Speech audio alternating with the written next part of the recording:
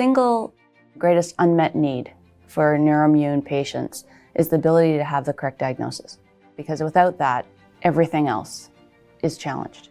People are left lost. So we have to address that gap. And that gap is people.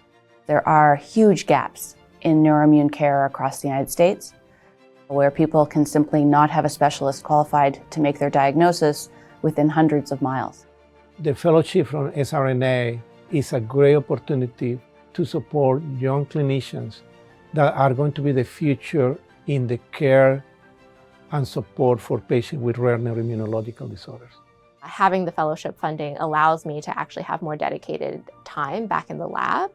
It gives me also the space and freedom to think of novel approaches and taking a basic science approach to what are clinically relevant questions in the pursuit of translational research. And I wouldn't have that opportunity otherwise.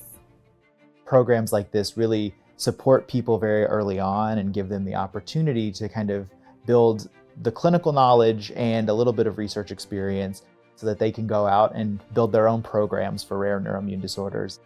It is a tremendous opportunity that we are given through this fellowship to really focus on helping those who need it the most. I think what makes it the most unique is the opportunity that the fellows have to network with people across the country who take care of rare neuroimmune disorders, to learn from them, and also to really get to know families. The unique feature of this fellowship by far is the integration with the community.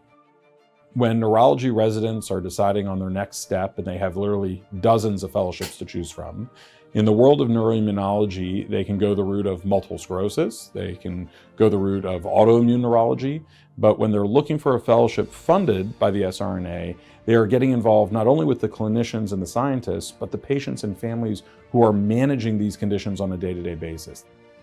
It's really allowed me to become part of the community, which to me is just really important, not just as a clinician, but also just as a person. You need to understand all facets of what the patients are going through, and the fellowship brings that to light. The experiences, the mentoring, the community. I know many former Lubin fellows have gone to different parts of the country where there were no providers, no practitioners. The fellows have made a really huge difference in increased access to professionals who understand these conditions, can recognize them quickly, treat them quickly. The more fellows we train with more expertise, the more they can go to the underserved areas of the country. And that's really what they do. When you've completed the fellowship, you now have the confidence, you have the tools, you have the training, and many of the fellows want to go and start their own program with this special area of expertise in a new place. And so this is tremendous. This is access. This is more people getting diagnosis. This is better outcomes, because you now don't have to hop on a flight to see the expert. You can just drive across town. The more fellows that we have, the more impact tangibly is felt by the community. For the SRNA patient community, training these fellows is really the future. This is a living, breathing, changing field, and the fellowship keeps us current. Training the next generation of physicians keeps me on my toes and keeps colleagues of mine around the nation on our collective toes, that we don't sit back and accept our prior beliefs as dogma. So every time we make an investment in a fellow, we're actually making an investment in training the next several thousand healthcare providers.